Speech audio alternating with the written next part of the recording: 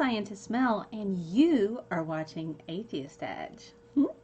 Link between having a belief and whether or not it's true, it might not end up being something about having good reasons, reflective reasons to come to that belief. It may be something like a perceptual belief that would be a proper belief. Stephen, I hate to do this to you. No basis for that belief. It's just Stephen, I hate to do this to you, man. I didn't hit record yet, so I'm going to start over. God damn it. And so I think what we agreed to talk about was basic beliefs, and this isn't. As a total layman, I'm thinking basic beliefs, like properly basic beliefs. Is it something like? I'm sure this is going to be. Well, you could just title it "Our Basic Beliefs and Grounds for Knowledge." That's fine. Yeah, it's a little bit more broad than that too, because there's also another kind of set of beliefs that are called entitlements. Those that might not, they may have underlying other beliefs that warrant them, but so they wouldn't be basic, but we should be entitled to them without reflection, like beliefs of children, or do animals have beliefs, and those sorts of things. That's fine. It's just a general title for him to use. It's fine. Yeah. Is this going to devolve? I'm going to say this again because I wanted to put it in the video, but do you see this devolving into like a divine command theory talk, or I see that a lot. What I had hoped was that there's this common idea in the conversation at large about there being default positions, something someone ought to believe when there's little information to go on. And I disagree that that's even possible, because there are things that we're compelled to believe just by existing. So if you have the idea that a causal theory of belief, there's an external world and they cause you to have responses to the world, and one of those responses is belief. Well, if we're perfectly functioning human being, we're entitled to those beliefs that form in that way, because we're evolutionarily geared to having proper beliefs. And so that would be a difference also between considering justification being just a set of reasons that lead us to a belief. It can also be considered the proper link between having a belief and the reality that it fits in. So we might have reflective reasons to account for why we believe something, good ones or bad ones, or we might not have any at all. And that's kind of the question that I want to ask. If it turned out, for these philosophical questions to have meaning, it's always good to have a topic for them to be, to chew the cud over. So one of those would be this idea of a default position. And then with the great debate at all, is there something we can come to as far as like global atheism? Is just the idea of God something that we can warrant? And how would we do that based on the kind of conversation we're trying to gear up to have? So yeah, my position initially is that basic beliefs on their own don't really have a problem. I don't like Plantinga's properly basic beliefs very much, but I don't have an issue with there being beliefs that can be justified purely by having them. Like, I think therefore I am. I think that's a perfect example that would qualify as a basic belief in most epistemologies. But I don't think just any belief could be a basic belief. I don't think a belief in magical leprechauns on Mars could be a basic belief. And the same thing I would apply to the idea of a God. I would see that as somewhat analogous. So I don't think the issue is more about, can there be basic beliefs that are justified by just having them, but what is the scope of those, and what does that standard of evidence justify? Kind of like empirical evidence can justify certain things, it can't justify everything. So what can basic beliefs justify? What is the scope of those beliefs? Yeah, I tend to agree with you too. I've never been a fan of Plantinga, at least in my understanding of when he goes to explain. It's never clear to me why it is that God follows to it's some kind of properly basic belief. It seems like there has to be a lot of other beliefs that go into it in order to come up with this idea that you believe in.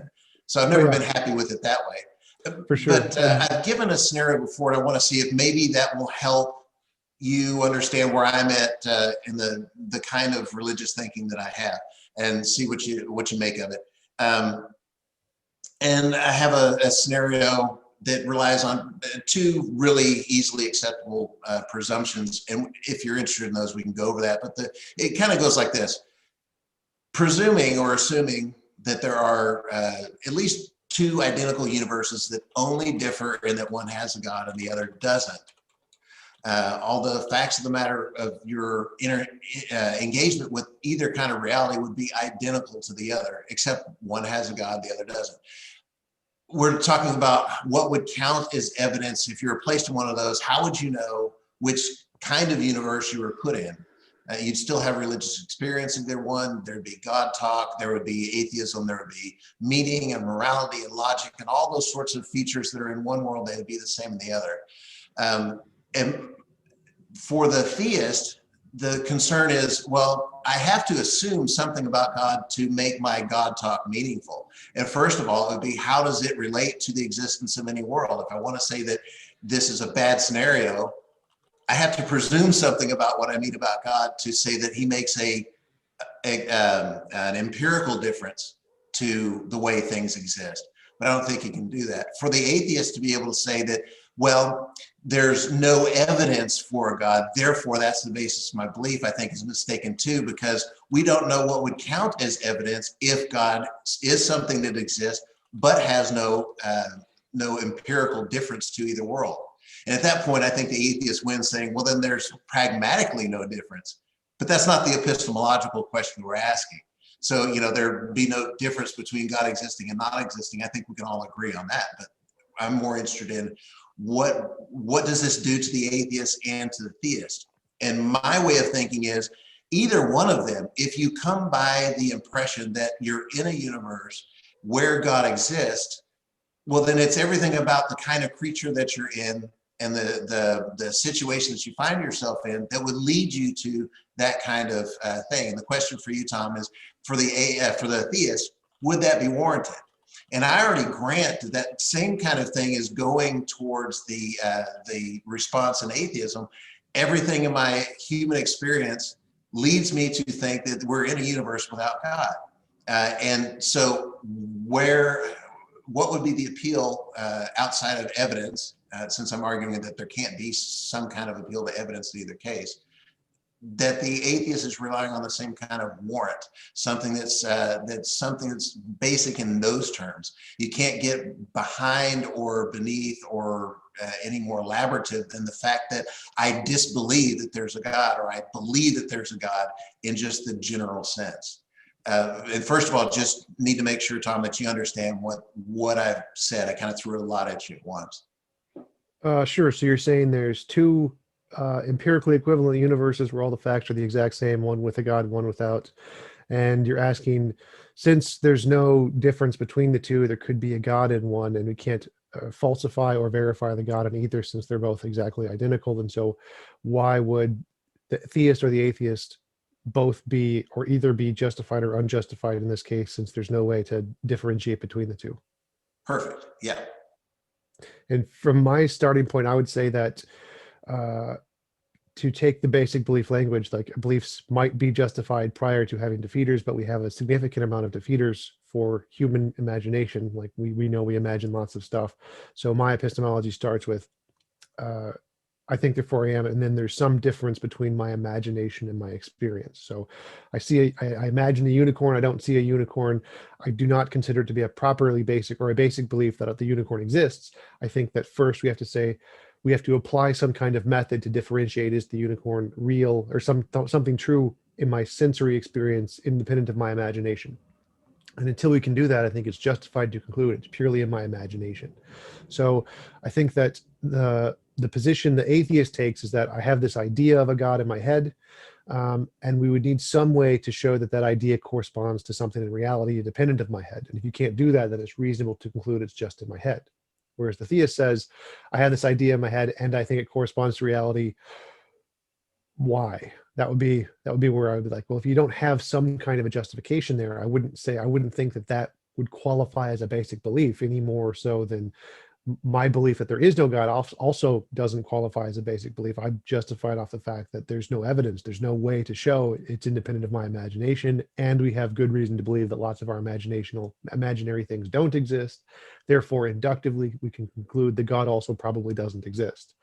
So I don't see the parallel between atheism and theism in those two worldviews, because mine seems to have a justification for why I'm an atheist, which is that most of our ideas are imaginary and don't exist. This is one of those ideas. It's probably one of the imaginary ones, whereas the theist seems to be taking the opposite route and just claiming there's a basic belief here. Whereas in my atheism, I don't have the basic belief. So it wouldn't be parallel, I don't think.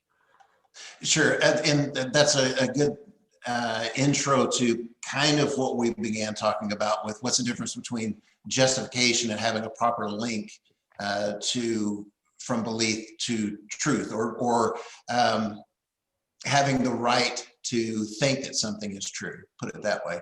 And so when you're talking about imagination, you could be influenced to that kind of view, depending on the strength of your impressions of the way things are.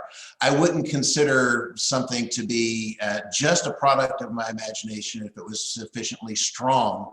I would like to do the thing that you're talking about and discount just, the idea of a unicorn. It's very easy for me to discount because not giving it any merit. There's no real type of interaction with my life that would suggest that my intuitions were wrong. And there'd be a difference that I'm trying to make between an imagination, imaginary things, and having an intuition. So that may be contextual based on who it is that's asking the question or trying to surmise things from their own experience. And so I maybe want to caution about the use of the terms imaginary and not. I think we would all agree that there might be a difference between imagining a unicorn and imagining that there is some metaphysical underpinning to the way things are. I think reality itself is just existing is absurd enough to make any question not so definitive as to say one way or the other.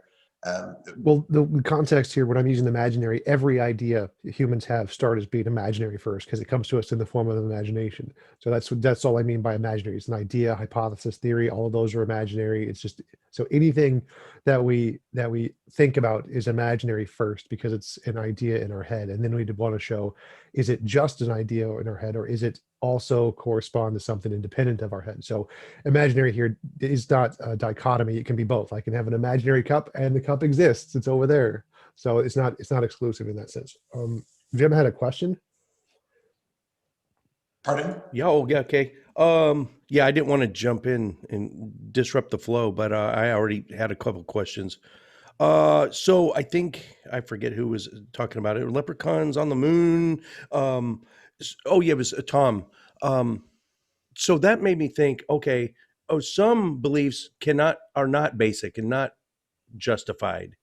And I just, if you could clarify why some beliefs are basic and some are not. And if someone makes a claim that, okay, there are leprechauns on the moon, and then you say that I'm not going to even entertain that, is that like a form of igtheism? Like the claim is so absurd that I'm not going to even entertain it? Is it something like that? Well, that's kind of the question we're going into. It's like, what is the grounds of a basic belief? What is the scope? What does qualify? What doesn't qualify? So my standard is any claim any humans make, I'm never going to discount it offhand because of how ridiculous it is. If you claim there's a square circle in your pocket, I'm happy to accept that. I just asked for the exact same criteria. How do you differentiate the imagination aspect to, does this correspond to something independent of your imagination? And if you could provide that, I'd be happy to accept that too. So like if I said there's a round square in my pocket and it gives me answers to every mathematical question ever asked, and I can test you and you get them right every time, then I'm like, okay, I'll grant that as evidence for a round square. I wouldn't even care. So I would never reject anything out of hand, no matter how ridiculous it is. I don't include that in my epistemology. So my question is if we grant the possibility of basic beliefs, which I do, what is the scope of these beliefs? Can they apply to literally anything? I think we both agree that no, they can't. There's some limit. And my standard is, of course, if they have defeaters, then that kind of is the limit. And the defeaters that we have is that human intuition and ideas are very fallible. And so we could inductively say that most of them, any off the cuff idea we have is probably going to be false, since most of them are. Even in science, most of our theories are false. So if you want to say that you have some belief and like a god or whatever, and it's warranted or justified in some way, I would need that way to meet this standard of there is a way to differentiate imagination from reality or experienced reality, uh, to show that it actually does correspond to something independent of our imagination, and which would be what I would require beyond just it being a basic belief. I don't think being a basic belief could meet that standard in this context. It can for some things, like I exist, that counts, but I don't think it could do it for a god, which means I don't think basic beliefs would count for a god in the same way they would for an atheist, because the atheist doesn't need a basic belief here. The atheist can say, I know there's some difference between when I imagine a unicorn, when I see a unicorn, I want some kind of criteria to differentiate between those two things. And then that qualifies as my justification for rejecting God as just being one of the imaginary things.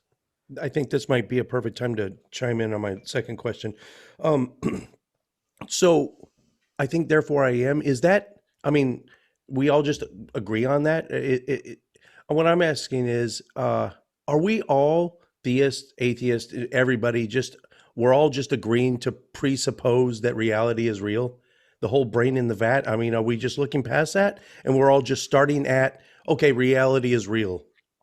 Well, you don't even need to. So I think therefore I am doesn't say well, I mean, reality is obviously real, but it doesn't say we're not a brain in a vat. Like I can think and still be a brain in the vat. So my thinking doesn't show I'm not a brain in the vat, or I'm not in the matrix, or I'm not being deluded by Descartes' demon. I just know that I exist. Whatever the thinking is, that thing exists. What about a simulation? What if we're a sentient simulation? That means God. So if we're in a simulation and I'm thinking, then something in that simulation is producing my thought. And so something in that simulation is me. Well, yeah, we can get into, there are people that object to that. Russell would be one. There's a host of problems with that. But just to narrow it down on the kind of conversation that we can have, Jim, is to say that Descartes and Locke would be two different directions that the modern era took us in thinking. And it can be applied to the whole, I think, therefore I am problem. And the way both of them settle what they can believe, what they can rely on as far as what is a true belief in their mind, is whether or not it's a clear, vivid, and distinct, unavoidable idea that they're having. And this is what goes into my saying that God may be that kind of thing. The difference between Descartes and Locke was that Locke said that it's the external world that is causing me to have the beliefs that I have. And that line of thinking goes all the way up through Dretske and Goldman, who came up with this idea of a causal theory of belief. There are problems with it, as there are with any other ones, but that's a basic line of reasoning. And so in this sense, a basic belief would be a belief that we possess that has no explanation for why it exists within us. And I think God may be one of those types of things, just as if I'm in an environment, let's say I know what an ambush looks like. I've been to war. These are and I go into a situation where all of a sudden I have this intuition that, gee, an ambush is around the corner. And I have to ask certain questions, just like Tom is wanting us to do. Am I at combat with someone? Are these the kinds of situations that right now exist, that also exist where a likelihood is better that I'm mistaken, or better that I'm actually right about the intuition I'm having? And what I'm saying with this kind of scenario is that, at least for the theist, I'm not in some kind of situation to say that my belief is unfounded, because if I'm the kind of creature in a kind of environment that has brought this thought to me involuntarily, and it's clear and it's persuasive in the Dretskian sense, if there's a belief that I have and I'm powerless to do anything about it, then I just have to accept it. That's kind of his idea about it. That would qualify as something maybe as is either a properly basic belief, something that doesn't have any reason for its existence, or at least an epistemic entitlement I'm entitled to think this way because that's how I'm geared to think, and I'm doing my best to be open-minded about some kind of refutation or accepting some alternate world that's close to what I'm thinking, if I had good reasons to do that, but I'm just epistemically unable to get there.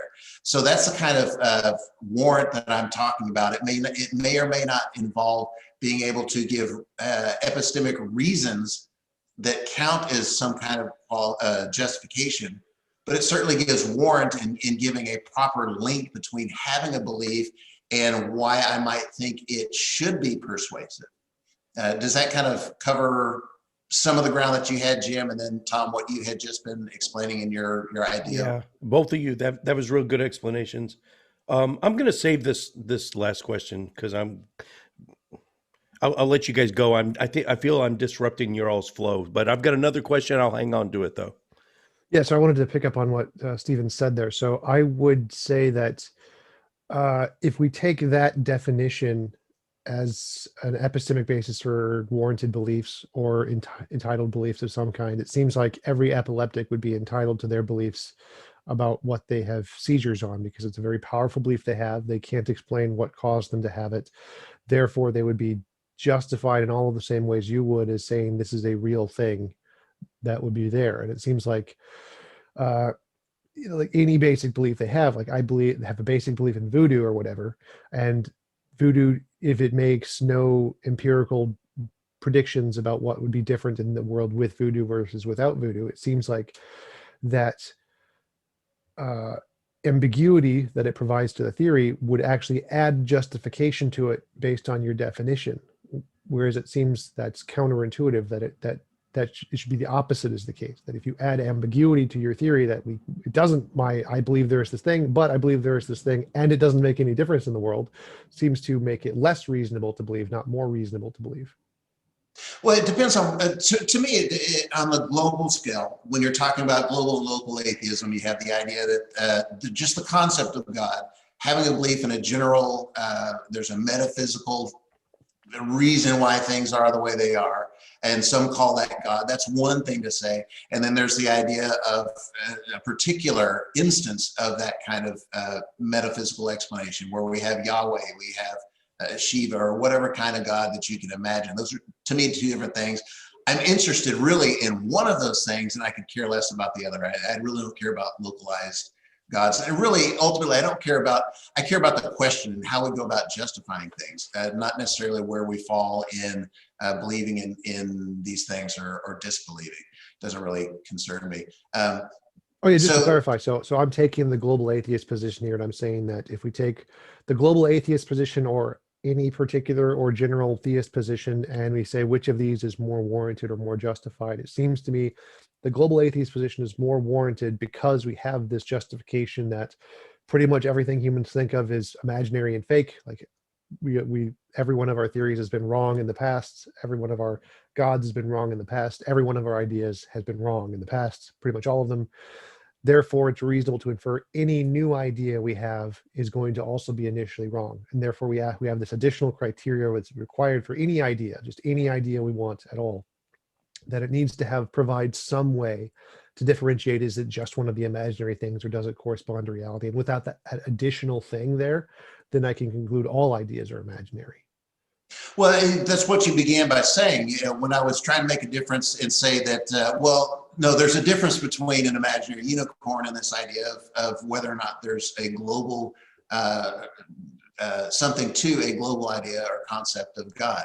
And you kind of backed off of that and said, well, every idea that we have is imaginary. So I don't really mean to say that it seems like that's kind of like you're going back on it now and kind of underscoring what you seem to be implying before, which is, yeah, you do mean it in that sense where it's trivial that this belief is something that's compelling to a believer because it is imaginary.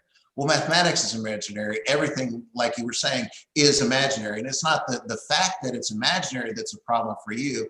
You're saying we want a way to discriminate or discern between just things that are of the imagination and things which have some application or are caused by the reality that we live in. Well, no, I wouldn't say that. So I don't add any specifics there whatsoever. I just say there is some difference between our imagination and reality. We know that. So we can imagine some things that definitely don't exist in reality with some level of certainty, round squares, for example.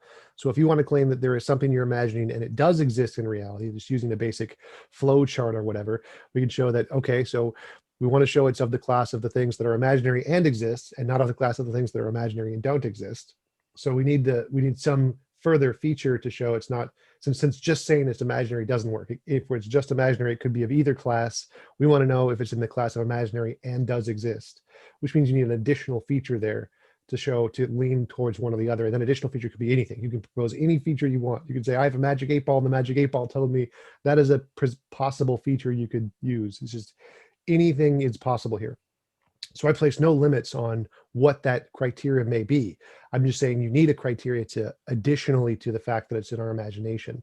And it seems like the criteria you're proposing is that it's a strong belief of some kind that is apparent to us and seems to be given to us by our environment. And so if I accept that criteria, well then, okay, it seems like every epileptic, if we just grant for the sake of argument that your criteria is correct, and that works as a way to differentiate imagination from reality, then every epileptic seems justified in every one of their beliefs because they have an equally strong or stronger experience based on my understanding of epilepsy, that their experience during the epileptic seizures are extremely profound. They don't have any explanation for why they have these things. They're very specific and real. They have experiences with other beings and all kinds of stuff. And so if your criteria is correct, then their beliefs seem to be correct, which seems to be a defeater for that criterion of a way to justify that these imaginary things are more than just imaginary. Well, I would say that you're creating an instance that's a particular. It's more of an anecdote than saying something objective about that situation. It would be like leaving the diagnosis of a mental illness to the mentally ill, versus having as your idyllic standard someone that's perfectly capable of reasoning. They can reflect on their own things, and this is not a particular person, but the idyllic situation, so that you have a situation where any person like that would step into with the facts given and be able to say something in agreement with another same kind of reasoning being as that.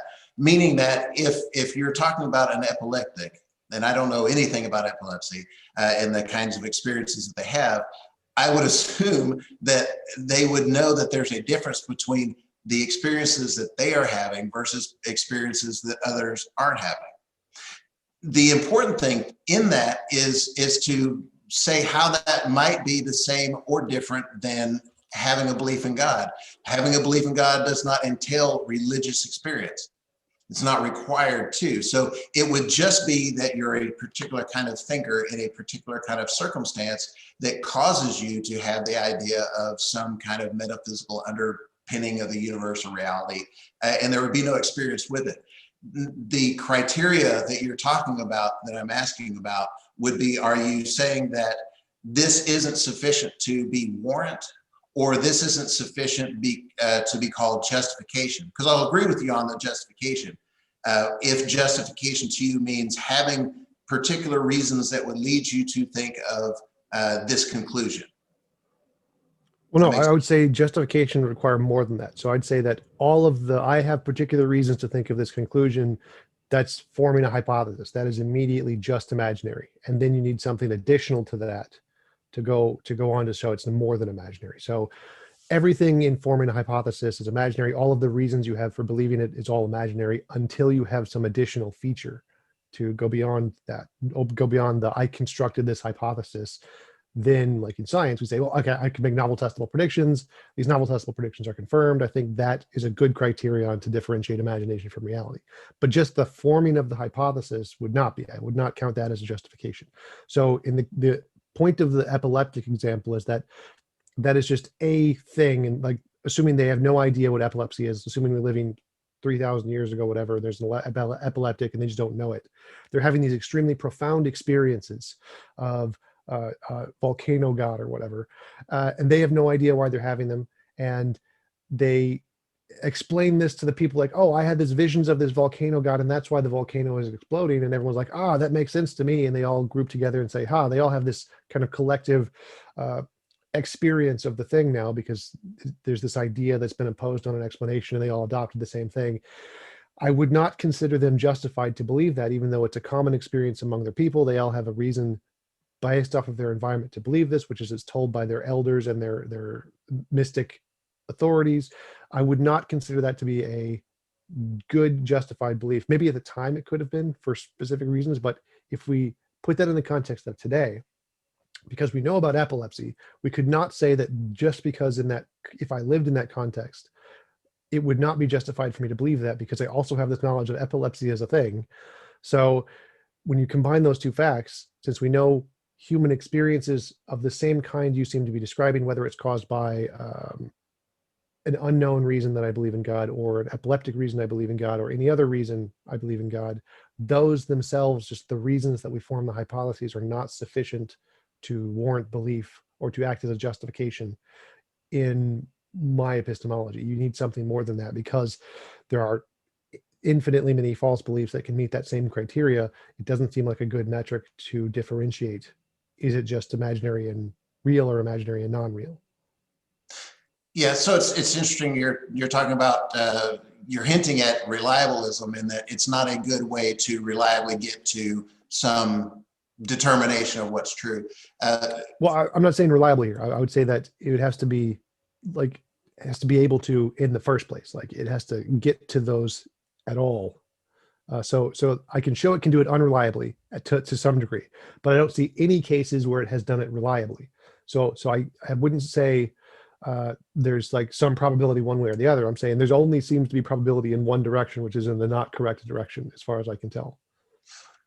Okay, well, would you suggest that your perceptions and your immediate judgments about your perceptions are not warranted? They don't wouldn't classify as being properly basic belief forming ways to knowledge?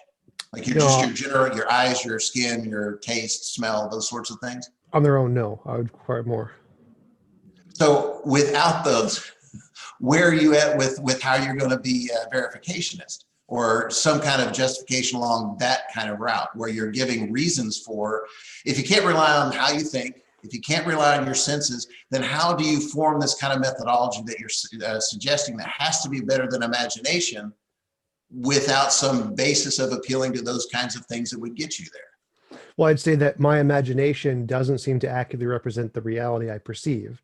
And so if I can use my imagination to accurately represent the reality I receive to some degree, I would say that that specific case would be justified. So for example, I could say, I imagine a unicorn, I don't see a unicorn. But if I imagine that the universe has gravity, and I can predict if gravity is there, then I can see gravitational waves if we do this experiment, and it happens, like, okay, that's a really good reason to believe, because my mind seems to fail at everything when I'm trying to describe reality. It does not work well at describing reality. But in this one case, with this one theory, it seems to work really, really well for some reason. This might be a good place to butt in. Oh, sorry. Go ahead and finish up, Tom. I think this is a good place to butt in without derailing the conversation. Stephen, so pareidolia, am I saying that right? Yep. The idea that patterns and meaning exists where it doesn't. We can all agree that's an evolutionary trait, and I would argue that it's not completely vestigial. That I think it still serves some purpose even now, but in our primitive days, I think that, because you implied earlier that we have an inherent, maybe even a primal need, or just a basic belief in higher power. I think that was. I don't want to straw man you. I think some people do. Yes. Okay. I think some people are like, I think most people have that. Do you think that pareidolia, or that need to find patterns in things, since it was, I mean, we can all agree that it was an actual survival mechanism at one time, and I believe it still is. Do you think that might be a natural causal agent for that belief in supernatural phenomena? Absolutely. And again, you have to understand what my concern is. It's not that I couldn't agree with every argument that an atheist would put out there. I agree with most of them. My thing is just what is the way out of this conundrum? Because what you're saying I can agree with, but it doesn't defeat the idea that there is some global existing God, some metaphysical thing about how the world hangs together, that wouldn't, your argument or your pointing out that fact would not discount. Does that make sense? So in other words, let's say that there exists this Yahweh kind of God that's concerned about the welfare of human beings out of all of creation, and wants to intercede and do these things to make human existence flourish. That would not be a defeater to that kind of God. How would, if as a, let's say the typical evangelical has to know and believe certain things, correct things about God in order for their salvation to take a hold, that wouldn't be a defeater. It would maybe be something that they could argue in favor of that kind of view. They might say that, how else, if I'm not geared to be the kind of thinker I am, put in the particular kind of circumstances that would cause me to think of God, how else would God come to mind?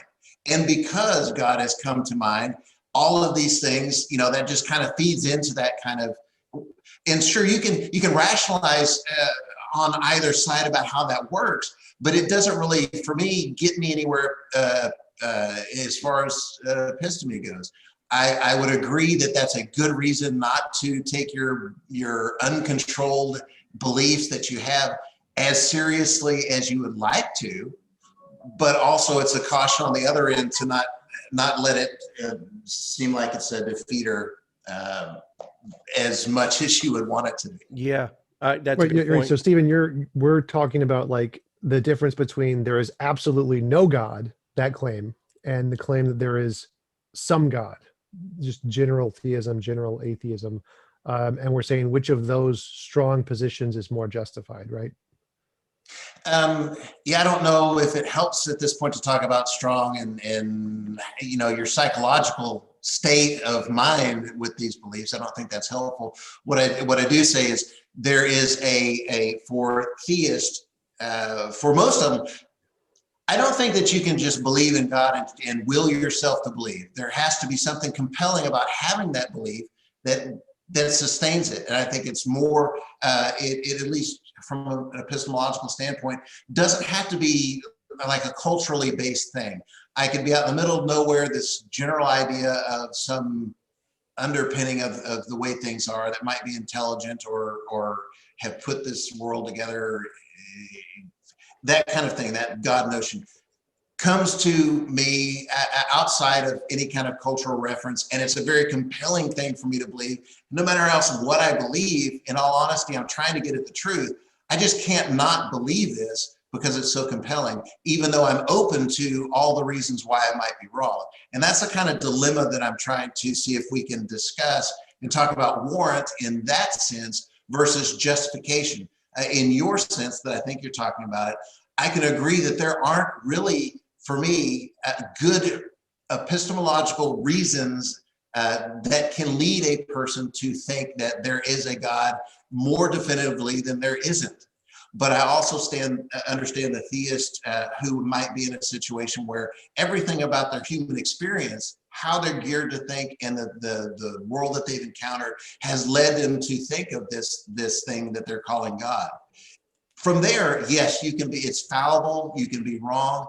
And I think the only thing that that kind of person can do is admit that these are the reasons why they're pursuing that sort of belief system in light of other things that might temper their desire to say that they know for sure certain things about it.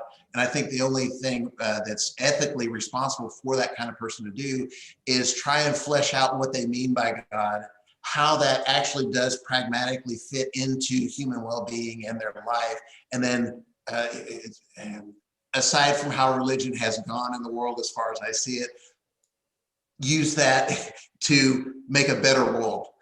I don't think, there's a lot of times where I think it's gone a different direction than it should have, but that would be the way that I think ethically a person should go with holding that sort of belief.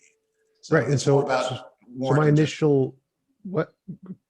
So my initial response is that, so imagine we're walking in the desert and this belief comes upon me. I just get overwhelmed with this feeling of whatever. And this is interpreted in my mind as some kind of a thing. I believe this thing, whatever it is. It could be God, could be leprechauns, could be anything. And would just the fact that I had this overwhelming feeling that I can't control and that I'm forced to believe be a warrant for my believing that it's true? I would say no. I would say that based on our prior knowledge of epilepsy and how brains work and how we are determined by things, that the fact that I had this overwhelming feeling that I couldn't control or explain would not be sufficient warrant, because we have defeaters for those. We already have prior knowledge for defeaters of those. Like maybe if we lived 4,000 years ago and we had this, then maybe that could have qualified then, but I don't think it does now. Would we have modern science and we know enough about brains to know that, yeah, we have those, people have those all the time for all kinds of things. That does not seem to be like a warrant any longer, because it seems to have been defeated by neurology. Well, certainly there's plenty of people besides me that would take issue with that, but let me put it in a more relevant way as far as the kind of argument that I think that you're trying to make. And that would be, there's one thing to say that a belief forms, and there's another thing to say that the belief sustains. And I think that if you're open to experience changing your mind, experience is what has led you to this belief. And if you're open to experience changing your mind about the belief that has formed, but in being open to that change of mind, you haven't been, then I don't think that anything serves as a defeater, or could be, just because the argument exists does not make it a defeater for that person or for that circumstance in general at all. It's just that for some people in particular, these reasons, these arguments, these ways of thinking outweigh the kinds of ideas that they have in relation to how they fit in with their experience of life. For instance, I could say that at one point there's this view that Christians have of this absolutist type of thing. They could sustain that belief as long as they believed it, but experience might come along and they come across a rational argument for, let's say, theodicy. Why does evil exist? And for a lot of people that start to ask those questions, as long as they're open to whatever the future holds in terms of, if they think it's what they believe is false now, they actually track with what they believe is true. That's great. That's kind of where we want to get to. But that experience of having a loving God may justify having the belief that there is a loving God, just in the circumstances where that holds true in somebody's life. As soon as you experience evil, that is when it becomes, for that individual person, not a warranted belief, unless you can explain why a loving God can exist in relation to the evil in the world that you're experiencing.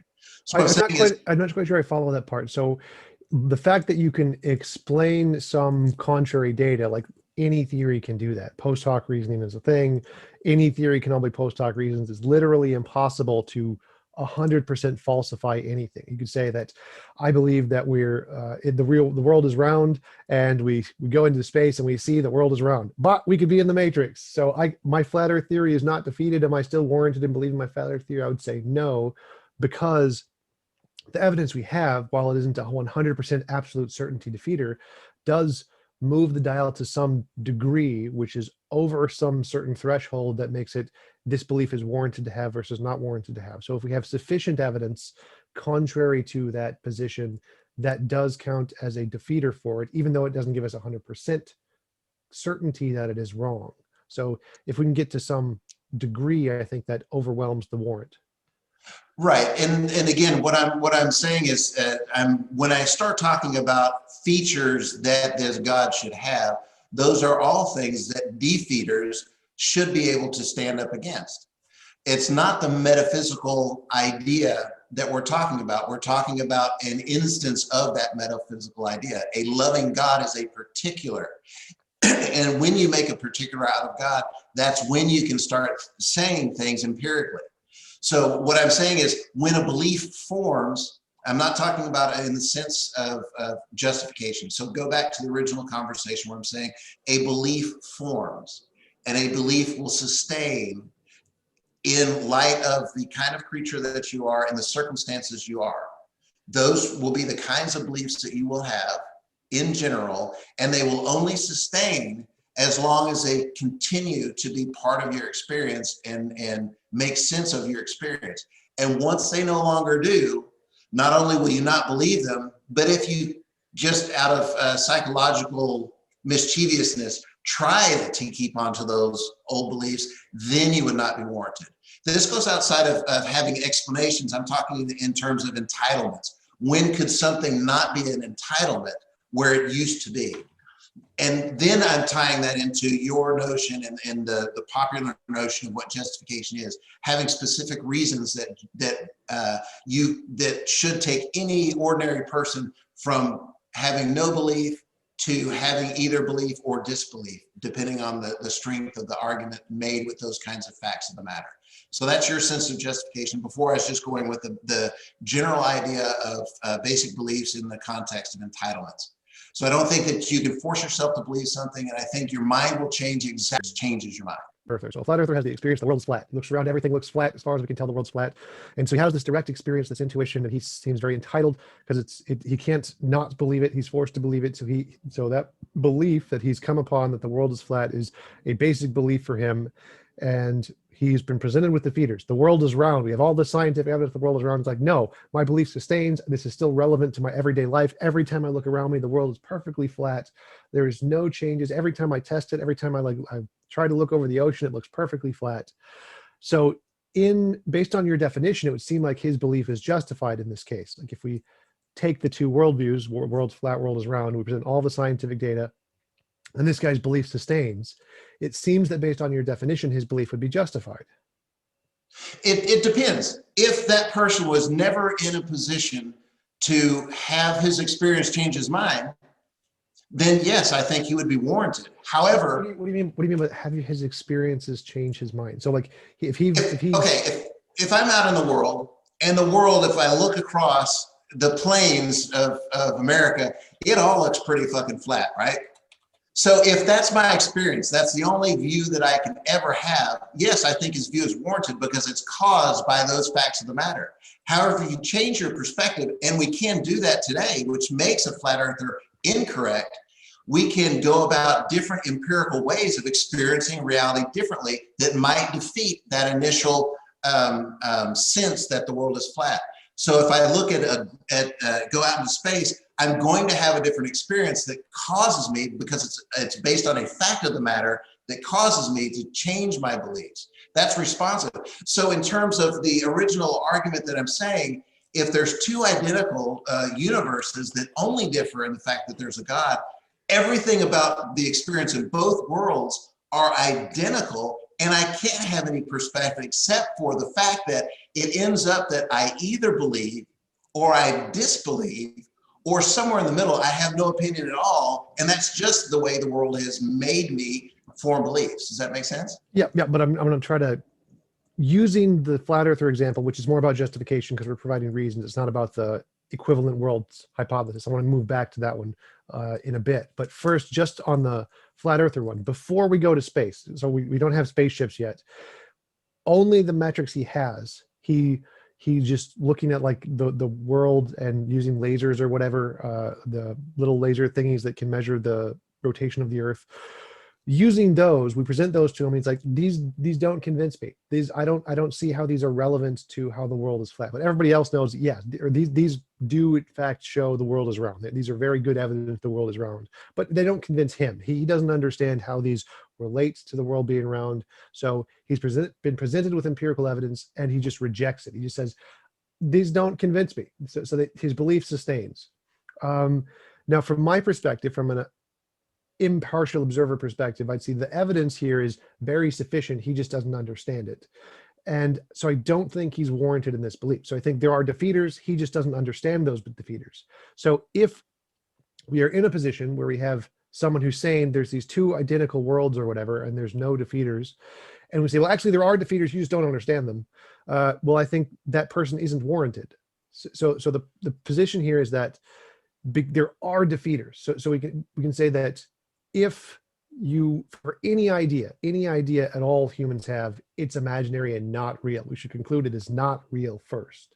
Immediately start, it's not real. And that But is a why? defeater because of how bad human psychology is, because of every hallucination, delusion, misconception, failed hypothesis, every idea we have is wrong, which sets a huge degree of reliability that But any idea we have should be started as I wrong. don't see that at all. I don't see that as possibly true because again, we reason and we trust, at least we trust every judgment that we have, and we trust every sensation that we have until there's a reason not to trust it. That's the default position. If there's any default position, are the immediate ideas that come from our senses, at least in one sense. There may be more or I don't know, but at least that's one sense in which I don't think that you could coherently suggest that there's a way to get about the truth while denying that most of the things that come up in our mind, just because they're imaginary, they're also false. I think what Tom is referring to, there can be some glitches in our reasoning system. And Tom is if I believe you're talking about the flat earther in that movie, the guy actually spent $14,000 and he bought this laser mech and he knew exactly how it worked. He knew exactly what he should be looking for. And he said, I'm going to prove that the earth is flat because there's not going to be a 14-degree drift on this. And therefore the earth is not spinning. And sure enough, he got a 14-degree drift and something glitched in his reasoning system. And he said, well, that can't be right. I have to find a way to justify that because that showed exactly what the scientists say. And, it must be malfunctioning. Right. But the thing is, it's not up to him to say whether or not he's warranted or justified. It's an objective conversation. So we can talk about terms, warrant in terms of being objective without saying that any judgment that we have is fallible or infallible. I would agree with Tom that, yeah, every idea that we have could be mistaken, but I completely disagree from everything that we experience, that when we form beliefs, they lead to things that suggest that they are false beliefs. Instead, really, when I see a cat on the mat, it's because the fact that there is a cat on the mat. When I see that I'm holding up a hand, I'm not being fooled and my judgment is correct that there is a hand in front of me. That kind of thinking has been the majority of contemporary thinking when it comes to epistemology and when we account for any kind of belief, whether it's a basic belief or an entitlement or something where you want to say, these are reasons that exist to think of this conclusion as being true by any person, because any ordinary person would accept those reasons. But those are all premised from the beginning on the fact that we reason the same way and we experience reality in roughly the same way. So that's what reality is, what makes our statements objective in the first place, which is why I'm saying to Tom, I don't think you can get there in saying or encouraging the idea that almost every idea that we have is false. I can say that every idea that we have has the potential to being false, but I can't justify it because everything in my experience says that when a belief forms in me, it's appropriate. And if it wouldn't, then at least there's a logical argument that natural selection would have selected against me as that kind of agent in the world. I would have been killed off for bad mistakes. You know what I mean? Well, then you get Plantinga's evolutionary argument against naturalism, which is the opposite, but different argument. So my position is that for all of those beliefs, like I see a cat on the mat, that has additional references to it, additional evidence, not just the fact that I experience it. Just the fact that I experience it, not good enough. But the fact that I experience it and can make predictions, I think that would be good enough. So I think there's a cat on the mat. If I throw a mouse, it's going to chase the mouse and eat the mouse. And there's tons of these. We have lots and lots of past predictions that have been made about cats. There's a cat in the bushes. If someone goes close to it, the cat is going to eat the person. That's a good prediction. However, those are all premised on the very first thing being true. I experience a cat on the mat for the fact that there's a cat on the mat. And anything else, if I throw a mouse at it, it's still a matter of experience. and my observation and my judgments about all of those facts of the matter that lead into all these other beliefs that form about any situation. So I have to come at it from at least saying that I can trust my senses, because everything comes through them. Right. That's fine. So I can say that there's some of the senses can be trustworthy, some of them can't, and we need to differentiate between the two. And here's a way to do that. We can say that I have this sense there's a cat. Now, if my sense that the cat is real is true independent of my imagination, then I should be able to come up with lots of different imaginary things that could happen. The cat's going to magically transform into an elephant. Now, if my experience corresponds to reality, then I should be able to create some kind of a model that's going to predict what the cat is going to do.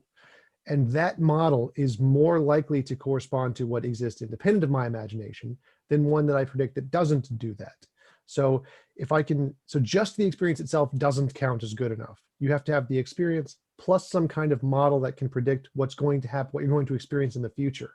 If you have that, that's good justification. Whereas if you just have, I have this experience, that's bad justification, because we know there's lots and lots of those that are wrong. Yeah, I don't want to beat the horse to death, but I think it bears to mention that the kinds of things that would be verification for you would necessarily be from the kind of world that you can't imagine. So Yeah, it would only I be never refuted that. So again, there's infinitely many things we can imagine. What qualifies as good justification is if I have a experience and then have a very particular model that can predict what I'm going to experience in the future, which is hard. It's very, very hard for us to do that. Which Yes. is because it's very, very hard for us to do that, that gives us a much more stronger reason to believe that that is true and corresponds to the thing independent than any of the other ones. So I think that that counts as a good justification, and just the experience itself does not. So the experience plus model that can predict future experiences is good. Tom, That you counts. said a pattern of getting it right in the past. That you alluded to patterns, like if everything that you've thought about a subject has turned out to be right, the odds of whatever your new idea is increased, that it being right. And Yes. that's correct? Okay. So let me flip it. Dark matter, 95% of everything in the universe we can't even explain, right? So dark matter, dark energy, we call it that, but we have no damn clue what it is. So that being the case, I mean, any hypothesis we throw at it, we have nothing to base it on. So if we're stuck at a null hypothesis, we have nowhere to. Where's our foothold on this? That was a really bad question. Do you understand what I'm saying?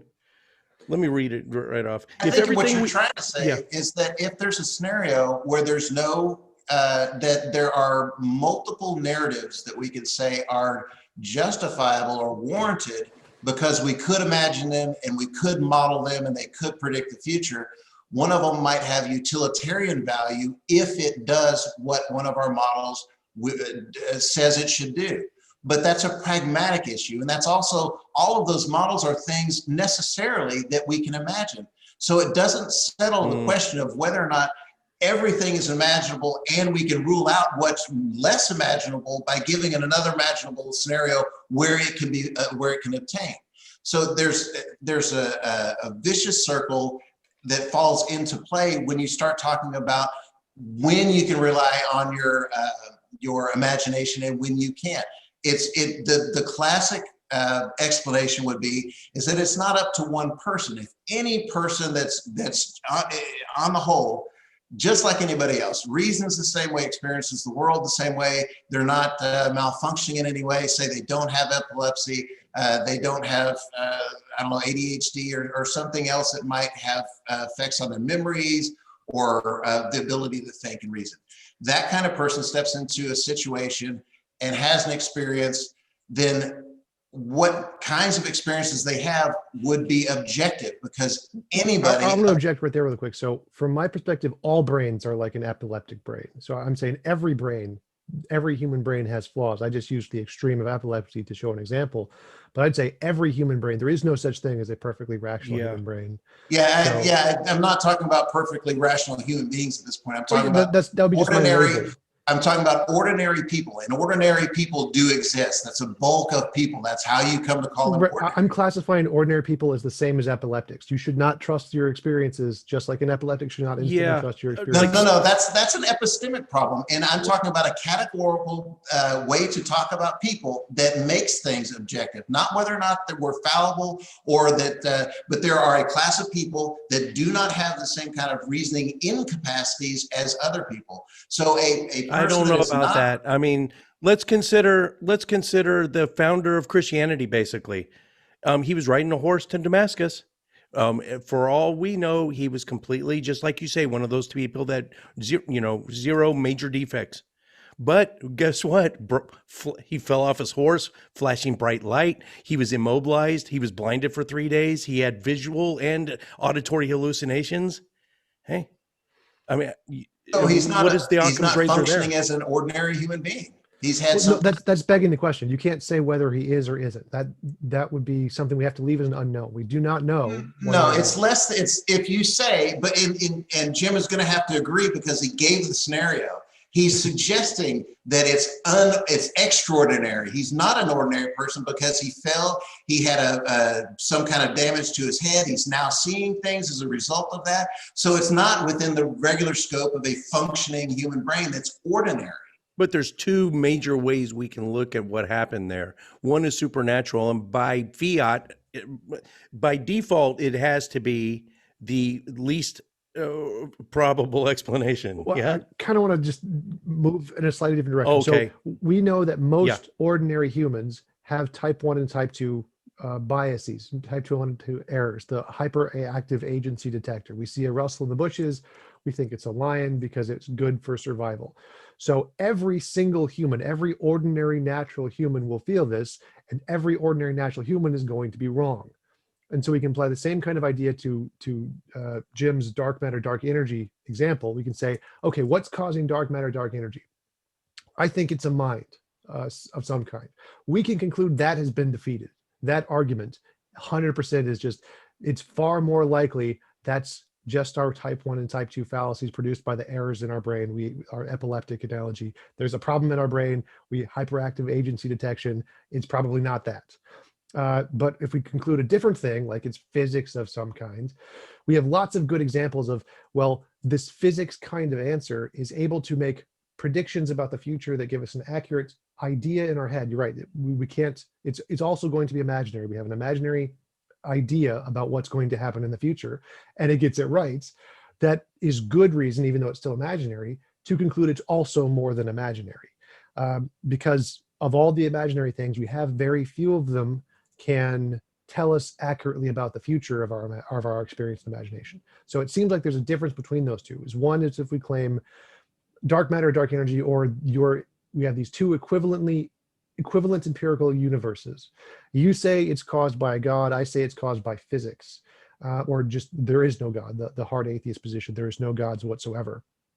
Now I can say the reason I believe that is because we have this hyperactive agency detector in our brain where we like to input, as just normal everyday human beings, the average human being will input agency into things naturally, and they're wrong all the time. We're wrong about everything. Hindus have millions of gods for everything.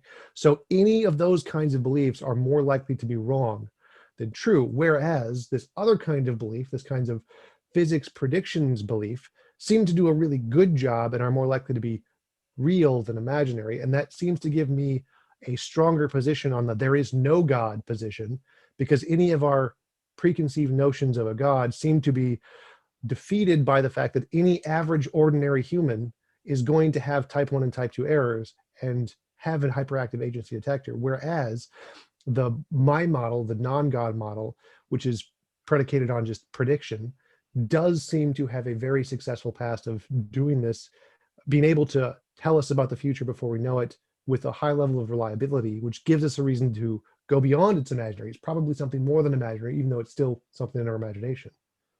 You had said that that if any ordinary person going into, they would have this type 1 reaction to a rustling in the bush, that they would feel a certain way. And I would disagree that ultimately, because they feel a certain way, that they couldn't conclude correctly by the conditions that they're in, that it may or may not be. A person in Africa where lions exist would be more likely to have that pay off. And a person that's in, the United States, no, when they have that feeling, they know what to do with that feeling because of the other things that they can reason through. So it's not just a matter of there being a compelling feeling that something is true. We also reason. So what I'm asking is, when we only have one kind of perspective that we have, and there is a compelling feeling that we're having some kind of belief form about the way reality hangs together, but we are without a means of getting any other perspective, what would make us unwarranted in having that belief? If we know the foundation of that belief is present in all regular average day humans, and the foundation of that belief is false. But it doesn't distinguish between the person in America and the person in Africa. They would all come to, because of the same circumstances, they would all come to the same belief. But the African where there are lions would be right. So you can't just say because we have this natural tendency, we should think that we're wrong. I'm saying no, a person in the right conditions has more likely wrong because it's right. So if we have this human tendency, this feeling is going to be felt by every human being all over the world. A very, very small percentage of them are going to be right. The vast majority are going to be wrong. And it's not just in the case of lions. People do this for a monster under the bed. And pretty much everyone who believes there's a monster under the bed is wrong, unless you think the monster is like a person hiding there or something. Or people who see aliens on the moon. Every single one of them is probably wrong. So this isn't just, the lion is one example of an evolutionarily beneficial belief that we had. Then that belief applies to everything in society. What causes fire? A mind. What causes thunder? A mind. What causes volcanoes? A mind. The proclivity of this belief is so common throughout human society everywhere in the world, which is applied to everything in the world, that it's pretty much always wrong. Now, of course, it can be right in the lion case, which is an extremely small percentage of cases where it is correct. I think you're taking a categorical approach that's just it's hasty, because we do generalize in this way all the time, and it does have the same kind of payout, even if it's not a particular situation in Africa. What I'm saying is that if it does have a payoff, that's the reason why it's still a big way that we come to take action or inaction based on this impulse type of thing. If it still has the payoff in a pragmatic sense, you can't just appeal to the fact that we as human beings do this certain sort of reasoning and say, therefore, it's wrong, because as often as it might be wrong, it is right. What I'm asking for is some other reason than just stating that we're these kinds of thinkers. We can say, yes, and thinking about this particular topic has features that makes it wrong. So when you said it's as often as it is wrong, it is right. That seems like it's a 50-50. Now, my position is that this belief is wrong 99.999999999, lots of 9% of the time, but it's right 0.1% of the time. And that 0.1% of the time are the people who survive in some cases, which then causes that belief to be more prevalent, but it's still wrong 99% of the time. Like if you have a bacteria that go in every direction and there's only food in one direction, 99% of the bacteria are going to die. They all believe they're going in the right direction. They're all going in different directions. Only one of them is right, but that one survives. So there isn't a... Can you maybe give me 3 examples of what you're talking about other than lions in Africa? Something that's everyday, ordinary, that happens. There's a monster under the bed. There's a person in the shadows. There's a spaceship in the air. There's a God in the volcano. There's a God in the fire. There's an evil organization who's watching me every minute of the day. How many ordinary people believe those sorts of things? Throughout history, majority of them.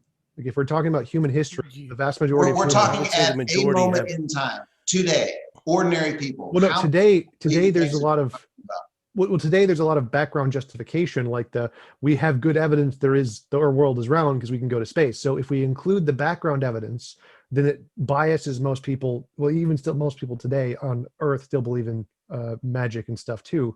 But throughout human history, if we're discounting all of the modern scientific data that debunks these ideas, most people believe these ideas. So they were believed until defeaters were provided. Today we have defeaters, and throughout all history they were wrong. Zeus was in the clouds creating lightning. Most people believe that.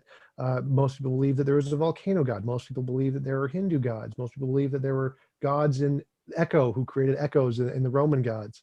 Most people believe there were these agency things behind every phenomenon: wind, fire, lightning, water, tornadoes. Everybody, they were all wrong. I'm not saying it's a majority, but there is a substantial percentage of the population. We'll just go with the United States that really the only, not, I'm not going to say the only, but the main reason that they're following laws and doing what they think is the right thing is because they think there's a unsubstantiated intelligent agent that's watching over them and going to make sure that they do the right thing. And now I'm not saying it's everyone, but it's a substantial percentage that if it wasn't there, they would just run wild. And they would probably go to prison, and you can't reproduce in prison. And then they would, it's still a survival mechanism. If you want to propagate, you really need to be free to do that. And is that making any sense? So it still exists. Yeah, well, I'm just saying that you can't appeal to a feature of the way that we think in order to say what we're thinking is wrong. To make it objective, it has to be something in line with the way reality is. So just because, and in this case, I would be denying that it's true that we can be coherentists and come up with a theory of we could predict something about the way the world is just by reasoning alone and in our heads about the way things. I think what makes things objective are facts of the matter in the world. And so when we come to judge these things, there either is a payoff in some way or there isn't. And we would abandon the ideas that didn't have a payoff in terms of whether it's survivalistic or for human well-being. Those sorts of ideas would die off if they didn't have any reality to them in our lives. The payoff for divine thinking is obvious. It increases comfort. It sets you at ease. It wards off the fear of the unknown, the dark, death. So there's probably health benefits to it. Yeah, there probably are. There's tons but of I'm benefits. more interested in the objective reasons that we have for saying that there might be something to any of these particular instances of religious thinking that there are. I'm confused by your argument here. So I grant that there are payoffs to Christianity, but I don't grant that there are any warrants in that belief just because there are payoffs. Well, right, and I would agree with that too. But what I'm saying is, why is it that beliefs sustain? And I'm thinking that ordinary people want to believe what is true, and theists would be some of those ordinary people, and the majority of people understand that there's the kind of difficulties today that you're talking about. There are these good reasons for thinking otherwise, but they still are powerless to believe any other way that they do. And without a really good reason to say, this is pure psychology that you're experiencing, and I don't want to assume that it's just pure psychology, what would be a good reason to change somebody's mind? And what I think you're saying, Tom, is that eventually, over time, there will become a point in time where man has cured himself of this kind of thinking altogether. Sure, definitely. I'm not convinced that that's true because it has a functional role in our epistemology and in how we come to judgments in general. I'm not sure what you mean there has a function in our epistemology. Like the God hypothesis is rejected majority of philosophers and scientists, so it doesn't really play much of a role any more today. But I'd say, like, if we were moths, imagine if all human beings were moths and we all have this desire to fly to the big light. We see a big light, fly into the big light. And then we find out that most of the time when moths fly to the big light, they get zapped and die. We could probably conclude that, yeah, this is not a good belief. This is usually a false belief, and we should probably reject it. Even though he did have some benefit in the past, we know for a fact that this is not a good belief. We should definitely get rid of this belief because it's killing people. I think that does count as a good defeater. Like that belief has been defeated. You should not believe go to the big light is a good idea anymore, because the vast majority of the time you do it, you get zapped by a bug zapper. So if we can show that a constant pervasive belief in an average everyday human with their mind operating normally as it would leads to a failure of reasoning that's like we get zapped by a bug zapper, that counts as a defeater for all such beliefs. Because we know this was from an evolutionary belief. It had an advantage at this point. Now it leads to zap. So if we can say God is the same kind of a belief as the moth wanting to go towards the light and then getting zapped because there's somebody there who's like, "Ooh, moth like to go towards light. Let's put a light here that zaps them." We can conclude that those kinds of beliefs, while they are natural in humans and did have an evolutionary advantage, are false beliefs, predominantly false beliefs, because we know they fail for these specific reasons in pretty much all cases, which are very universal. So I don't understand the two claims you made there. Is why would we not conclude that this predominantly false belief is false in all cases, most likely false in all cases? And what does this have to do with our epistemic basis of reasoning? Like why you said this has some kind of benefit to it, where I don't see any benefit to it. I'm saying it's a necessity. I'm saying basic beliefs, we cannot get away from having them. There's at least the case to be made that basic beliefs are part of our perceptual apparatus. And there's ways that we think about the world that are not based on other beliefs that we have. We just think that way. And this is, you can trace that back to Kant or Kant, however you want to pronounce it, where we have this apperception. This is the way we come to the world, and this is how we view the world. So I'm saying just because we can't agree with you and say that just because we think this way, it's going to be able to be determined any other way than pragmatic. And an example would be that the necessity of thinking about how we think as being a requirement of having any experience at all is the fact of causality. Hume pointed out that we can't go from observing consistently conjoined events to some kind of idea that one is causal to the other. And Kant said that, well, really, we have to see it that way because there's a time element involved where one happens before the other, not just that they're consistently conjoined. One appearing has an effect on the other one and is caused by that. Those are all space, time. Those are all ways that are mandatory for us to think in order to have any experience. Apologies to interrupt. So I'm happy to grant basic beliefs. Like I don't use them in my epistemology, but I can grant them. So causality could be a basic belief. The external world could be a basic belief. I'm happy to grant those. But basic beliefs could only apply to those things which maybe there is two empirically equivalent worlds. But I'm saying there's not. There are certain basic beliefs that have been defeated. These are gone. These are not things that can count as basic beliefs before. And the hyperactive agency detection system, which are in humans, is one of those things. This one has been defeated. This one is like the moth flying to the bright light kind of thing, that we know this fails with such a high propensity that this kind of belief can't count as a basic belief anymore, any more than flat earth could count as a basic belief anymore.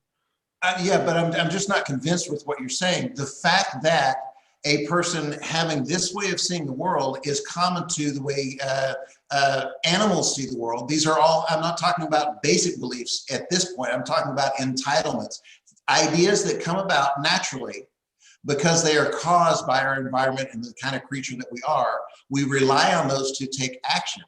And we do that every single day. The fact that one of those ways that we react with the world is being hyper-conscious doesn't mean that our judgments are going to be totally contingent to that. What makes a difference, what would make your comment a defeater, is if there was some way that we could rule out one instance of that application over some other instance. And in the case of what do you mean by rule out one instance over another instance? Well, again, going back to your example of hyperagency being mostly wrong, but sometimes right, I don't care about what the odds are. I want to know what are the conditions it's going to be right under. And it's more probable that a person is going to see a rustling in the African bush and think it's going to be a lion than it is in some other circumstance. What I'm saying is that if there is no way to say that here are the other things that indicate this is actually how that instinct or intuition or way of looking at the world is playing out, and that these other things are what indicate it's actually false, probability doesn't matter. The probability is the same. We don't have enough information to determine whether or not we're properly or appropriately having this intuition play itself out in our lives. And that's the point I'm bringing out by talking about two empirically identical universes. If that situation is true, then we don't know what would count as extra, some other perspective that would clear it up, whether or not we're an Austinite or we're someone from Leon or somewhere, on the African plain. But in that instance, we don't have any kinds of ways to do that. And what we're left with is this impression, and it's not one that needs to be tied with something that has been defeated, like a loving God, or Jesus is God, or Buddha was right about compassion. Those kinds of ideas, those are all local, and we could accept them all as having been defeated. But this is an epistemological question about a global concept that does not have any particular definition. It's an idea of how reality hangs together and how we could get away from a strong compulsion of thinking there's more to reality just on this thing that we're geared to think a certain way. I'm saying, yes, we are geared to think certain ways, and that leads us to this idea of there either being a God or disbelieving that there's a God, no matter how you define it, and then left with this other fact that we're also geared to think in ways that are fallible. Like you're saying, we have this tendency to put agency where agency doesn't exist. Those are all facts of being human. And I just don't see that in the kind of scenario I'm setting up that we can answer the kind of question with just saying, well, it's probably wrong. No, I want to do a little bit more than probably. I can agree with you that probably we're mistaken about a lot of things that we think, but all I'm warranted to think is wrong are the things I can go beyond and put something more definitive on it. I'm just not convinced. As far as we know. Well, I pretty much agree with what you said there. But what I would say is that, like, yeah, if we had no other background knowledge, we just have these basic beliefs or of agency and stuff. We see something, we apply agency to it. We know literally nothing else. Then maybe I'd say you're right. But we do have a lot of background informations that do tell us the context of when these beliefs are correct and when these beliefs are incorrect. They're correct when they kill us. If we have a belief and it can lead to a higher propensity of death than life, that's when those beliefs are sometimes correct. Like if there's a lion in the bushes, we run away, it saves our lives. That tends to be, because we know this is an evolutionary trait, those are the cases when this belief is correct. Every other case is incorrect. Every single other case that we've ever tested has been incorrect here. So it seems like if you were right and we had no other knowledge whatsoever about when we apply these hyperactive agency beliefs, then maybe you could be correct. Like if we were a kid and our parent told us that Santa Claus exists and that's the only evidence we have, maybe we would be warranted in believing Santa Claus exists. But once we become adults and we know enough about Santa to realize it's an imaginary thing, it's no longer warranted to believe in Santa. So if you have some kind of significant ignorance of all of the data, and you have just some basis of a basic belief and literally nothing else to go off of, then maybe that could be warranted.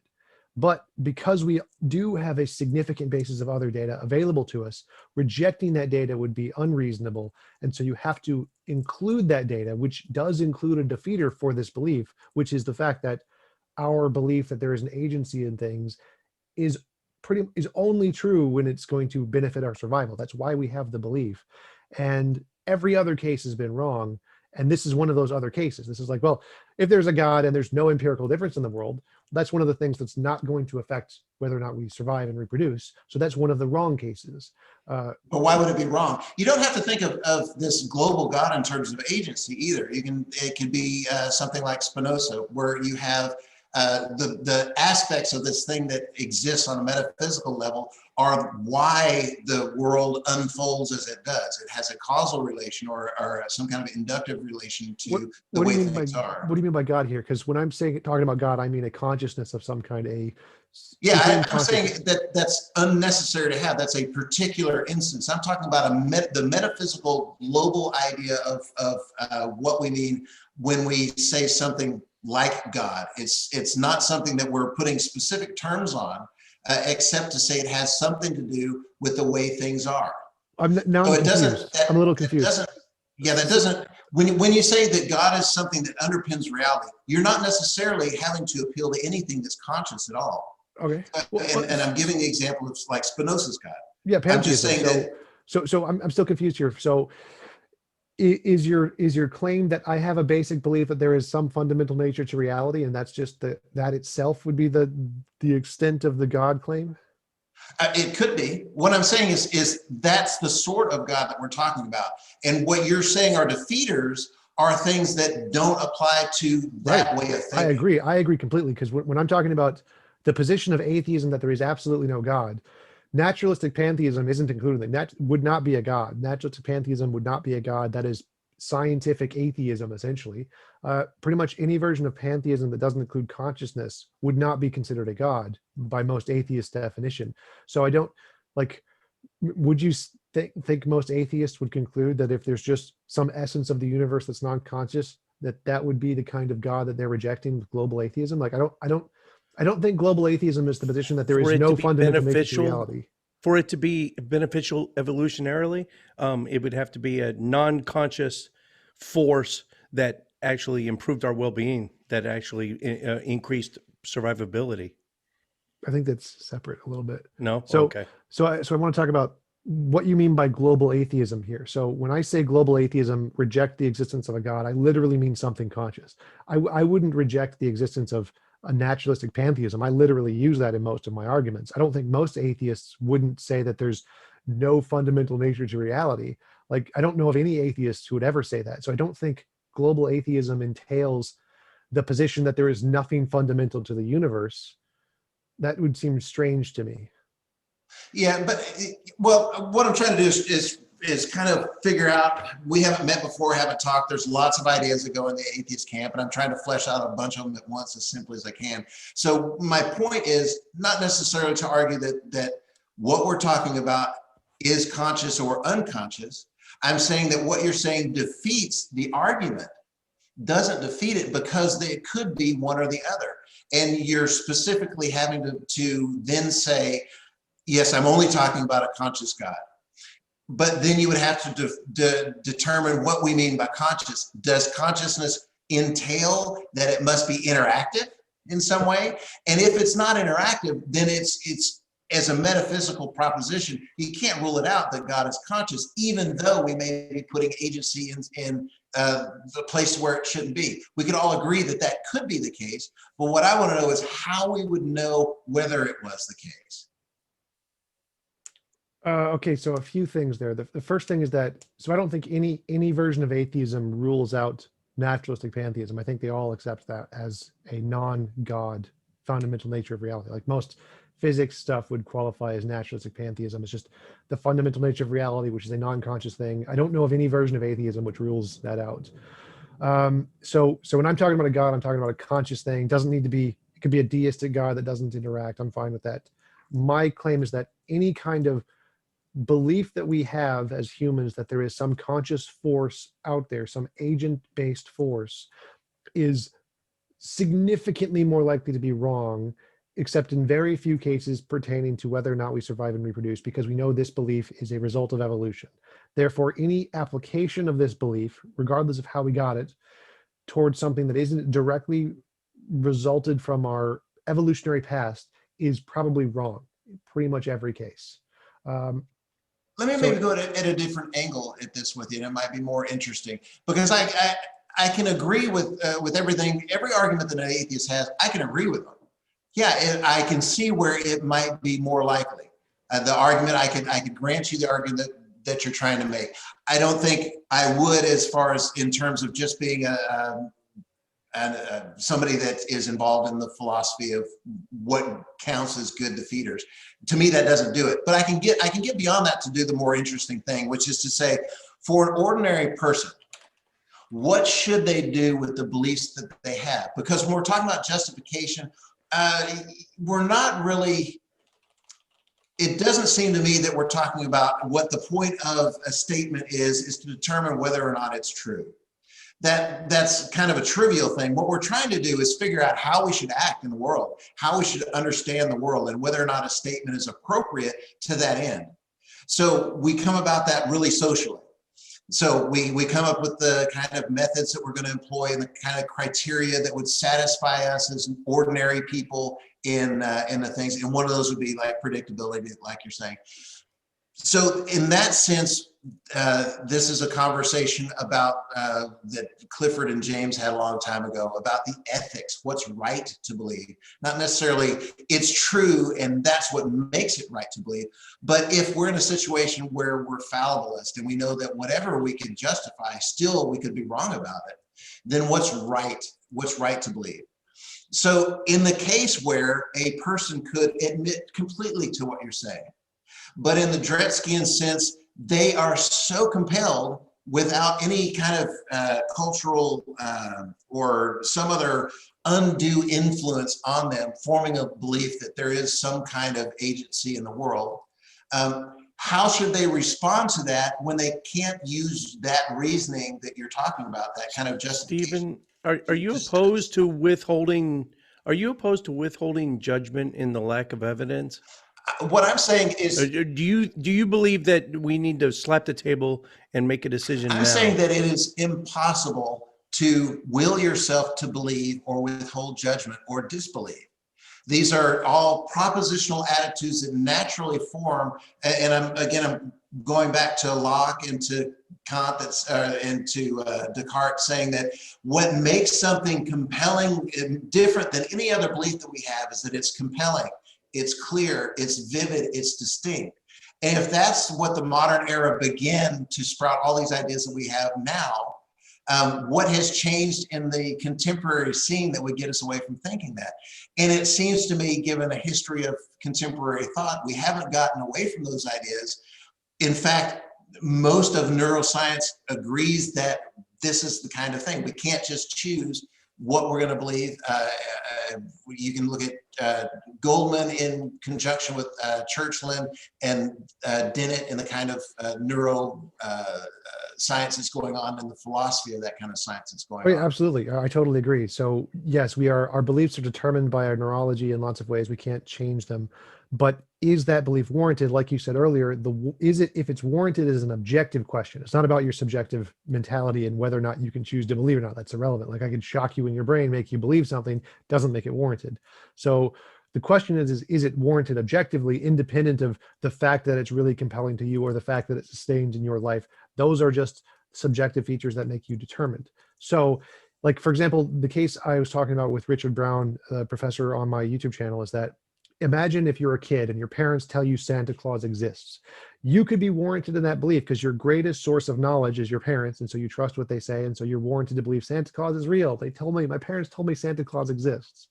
But then if you grow up as an adult and now you have the greater body of information that Santa Claus is really it's a made up thing of some guy in ancient England or whatever, then you're no longer warranted because now you have a defeater for that information. So I grant basic beliefs can be justified, but we have a defeater for certain beliefs, so they can no longer be basic beliefs. Those aren't possible. One of those is agency detection. So I grant basic beliefs are possible. If we had literally no other knowledge other than I have this basic belief of a God and knew nothing else about the world, maybe, but we aren't at that point anymore. We're several thousand years past that point where this belief has been defeated. So, but I wonder how. And what I'm saying, I'm coming back to this the two universe scenario where everything is, not only do you have religious experience and belief and atheism and everything in both universes, but we're the same kind of human being in both universes. And this is the same thing as being in Austin, Texas, as it is being in somewhere in the bush in Africa. In both universes, we are still the kind of person that sees agency everywhere. And what I want from that scenario is to be able to answer, which kind of universe am I in? And if that, just stating that fact of that where I'm this kind of person can't determine for me in that hypothetical which kind of universe I am, then what I'm asking you is, what kind of merit or priority should we give that kind of reasoning or that kind of premise in order to agree with your conclusion that maybe we're wrong when we put that agency there? Well, I'd say when coming to the hypothesis of like which kind of universe we're in, we wouldn't start with, well, there's one universe with a God and one universe without a God. We'd start with, we're in a universe and we form ideas in a certain way, and we know some of the ways we form ideas are wrong. So we have to start from the bottom up, not just start with there are two universes. So we can conclude that like if we have a belief that there are orange things in every box, and that's a belief inherent to humanity, and we think that we're all in a box, so we're all orange or something like that, we can conclude that, well, because that belief is formed in this very unreliable way that is false in every other case that doesn't have to do with evolution or whatever, we should conclude that belief is false. This is not the universe we're in. This is a bias that we have as in our psychology, and we should conclude this is wrong and just omit this entirely from our psychology until we have other reasons to believe that. So well, what I'm trying to do with the scenario is not privilege any particular thought. And I think what the way that you're saying, well, you have to go from this starting point. Well, no, you don't. You can go from any starting point if it's objective. And so we could just as much say, well, there can't be any universe that exists without a God for these particular features of the universe or whatever. And we'd have to do a lot of assuming on what we meant by God and what his relationship to. So all that we need to presume is that because one universe exists and exists because of certain conditions, that those conditions also make it possible for a second one to exist. And we know that one universe, because there is the possibility that, or at least metaphysical possibility, that God exists now in this world. Well, it could exist in the other one. So, but we may be wrong, and that's just saying that in both universes, all of our experience, the kind of creature we are, those will be the same in both universes. The only thing that we might be wrong on is whether or not a universe exists, both universes exist without any God, or they both have a God. The reasonable thing to say in the scenario is that, okay, one might have a God and the other might not have a God. Or for a matter of fact, one does have a God, one doesn't. It really makes no difference other than to say, as far as metaphysics go, or if the physical world goes, God's existence makes zero difference to the way you and I live our lives, except for how we conceive of that God, which is the more interesting question I was trying to get to. When we're talking about ethics of belief, maybe you could just for that sake say, yes, it may be the case that the idea of God is, if it's not a properly basic belief, it's at least an epistemic entitlement, because some people can't find a way to logically get around this impasse. An example would be this two universe scenario, and they have this compelling belief, or they have this compelling disbelief. And so they're entitled to those kinds of beliefs because they're doing their best to just understand how the world works, and nothing's come along to be able to defeat how they're believing or disbelieving. So maybe you can grant me that for the sake of saying that the next ethical question is, if a person just gives you the credit of saying, yes, I agree with you, I'm probably wrong in believing there's a God. However, I think that I would be unethical because I might be wrong that there's not a God, and I also believe God. I don't want to be a person that pretends about their beliefs. This is actually how I believe, and now I have to flesh out ideas about God and then see if they pan out, act on those beliefs to see if experience will revise those beliefs. And so that's the next ethical question that comes with saying that maybe there's a possibility that God is an epistemic entitlement. What do you do when you don't want to believe in God, but you do? And to me, the only genuine answer that you can give is that you live out your beliefs and you revise those beliefs because they can be defeated through experience. They can be defeated through reasoning and so on. So that's kind of the direction I'd like to see if you have any opinions on. Oh yeah, so I would say that essentially it's analogous to the flat earther. Like if the flat earther is using all of their rational capacities that they can to the best of their ability, they're trying to assess truth, and they all of the evidence they have just causes their brain to believe more in the flat earth. They're doing the best they can. And I grant them that they're doing the best that they can. And if you want to call that an entitlement, I'm happy to grant the flat earther is entitled and has an entitlement to believe the world is flat because they're using the best of their rational capacity. But objectively, independent of their subjective entitlement, I'd say that they're not. So in the same way, I could say the Christian could be subjectively have some kind of entitlement for their belief. But objectively, when you put it into the context of the wider body of knowledge, they do not. So I'd say that would probably be my response. Okay, yeah. Well, again, I won't belabor the point. I just think that it's mistaken to think that God couldn't be an epistemic entitlement objectively. So that there are good reasons, and I've tried to list them or name them. The kind of creature we are, the kind of environment that would make it not necessarily a probably basic belief, but an epistemic entitlement in that category. And that may be something that we just ultimately disagree on and how it plays itself out in terms of. I would say I still don't quite understand your argument in that sense. Like the kind of creature we are, like even if we have a proclivity to perceive a God, we're that kind of creature. I don't know what you mean by what kind of creature we are and what that relevance would have to the entitlement belief of a God.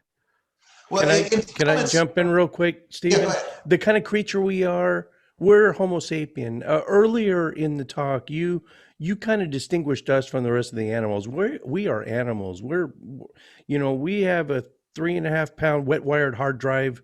The only difference is we have a prefrontal cortex, which makes us very unique with all the rest of the species, which we can foresee our own mortality. And as far as I know, maybe elephants, dolphins, I think maybe we're the only ones that know that we're going to die. And with that comes a lot of liability. And I think that might have been the evolutionary reason we had to invent gods to give us a sense of comfort. Maybe I'm just spitballing. Yeah, I don't know. Those would be particulars, and I'm not somebody that really cares about. I'll deny anybody that says that what they believe is true of God or how things work. If there's afterlives, I don't think there's afterlives. God may or may not exist. I'm more interested in the metaphysical question and how you would go about answering it. And again, when I talk about being a Christian, it's more about philosophical ethics and human well-being than it is about whether or not people can walk on water and snakes talk and all that kind of bullshit. So I have different, the way the questions come across to me have importance in different ways than most people that are thinking about the subject. So, as far as the epistemic entitlement stuff, what I mean by being a particular creature is just to say the basic empirical thing from the modern era. We think in certain ways because that's how we're geared to think. And we will think about the things that we think about given the inputs we're given that drive our thoughts. So the things that we think are ultimately have footing in an exterior or an external world to our minds. Those cause within us the kinds of beliefs that we have. And it's in conjunction with how we think. So again, with Kant, we couldn't experience anything at all without the idea of space and time and extension, things within the world that manifest in the world, and without causality. Those are some basic things about the kind of creature we are. We can't get away from thinking about things in those terms. But we also can't get away from, we can't just make things up because there's an external world that keeps us in check. So that's why I'm saying when someone has this idea that comes about naturally, that there may be something more to reality than just what meets the eye, and it may be more than just physical laws. There may be some conscious entity that's having an influence or affect on the way things are in the world. Those are certainly logically possible. They're metaphysically possible. What I want to know epistemically, though, is what would be a good defeater when we have to suppose that the metaphysics, first and foremost, are correct or aren't correct, when really they shouldn't be seen in terms of being true or false. They should be seen as provisional, where one acts on them when they flesh out ideas of what they mean by those metaphysical propositions. And I think that's where the conversation goes wrong immediately for Christian apologists. They really ought to take a class or two in philosophy. And then when you get people like Dillahunty or somebody else that talks about null hypothesis, and you should really not believe how many marbles are in there, because you can't stop yourself from believing things. And what do you do in those circumstances? You know that Tom I is agree with all of that. Yeah, So, Tom is a rarity in the atheist community. We need more like him. Who's that? I want to just comment that, yeah, I agree with all of things Stephen said. And I would say that the default position, the position we should take, is that there is no God until some further evidence is provided, because we know there are these psychological problems humans have. And so if we consider the psychological beliefs that we have as being possibly true, should we believe those beliefs? Are those beliefs warranted? I would say no, because we know most of them are not true. So I would say that, yes, I agree that we can't prove with certainty one way or the other, and we have to try to assess which starting point we should take provisionally until further evidence is provided. I think the best provisional position to take is that there is no such thing as a conscious entity ruling the universe or outside of the universe until we have some other basis other than the fact that we formed the beliefs to come to that. I don't think entitlement or basic beliefs would ever justify that kind of a belief.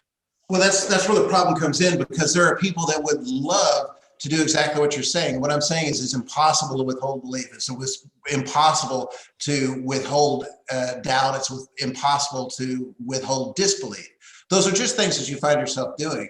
And if there's no way to you may have a wonderful point with what you're saying, but if it doesn't have the effect on me that it has on you, what do I do with the beliefs that I have? Because if I had this genuine belief, like I'm open to being wrong, but I just don't think that I am, then I could suffer negative consequences in trying to force myself to believe. So one is a question of the ethics of belief, as far as believing only those things that are easily defended or most easily defended, which is what you're saying. Or there can be harm in trying to pretense in trying to say, no, I don't really genuinely deeply believe this is the case. And if those are what entitlements are. That's what really, for me, make a difference between what something falls into as far as being a properly basic belief, something that's not justified by other beliefs, or something that is just, this is a brute fact of my makeup at this point in time. I believe this, I have no accounting for it. And I would like to believe something else if those things were able to convince me, but they're not. And so that's the kind of quandary that I'm in with this two universe thing, and trying to bring that up is, I don't think that for those kinds of people, you can settle anything. Because I agree. What you're saying is true. I want to believe exactly on the basis that you're saying. Yeah, but I can logically think of a scenario where that wouldn't be a defeater. And because I can think of that, it's not strong enough to overcome this natural compulsion that I have to believe. And so that's just a natural quandary that we have with the question. Absolutely. So I totally agree that our psychologies are determined, and it's literally impossible to convince certain people of certain things. But I think that is all only relative or relevant to the topic of, is this subjectively a subjective entitlement? I don't think that any of those facts could tell us anything about whether that's an objective entitlement or not. So I think that as a subjective entitlement, in one sense. It would in one sense, and that's, do ordinary people fall under this category? And that would be the only sense that you could say it's objective. But it's not a good epistemic base, because again, it's psychological. What do most psychological people do? But exactly what you're saying, psychological people do psychologically. They see agency where maybe there's none that exists. So yeah, it's just an interesting predicament, but that would make it objective to say any ordinary person under these circumstances would think these things, and they could fail to be correct.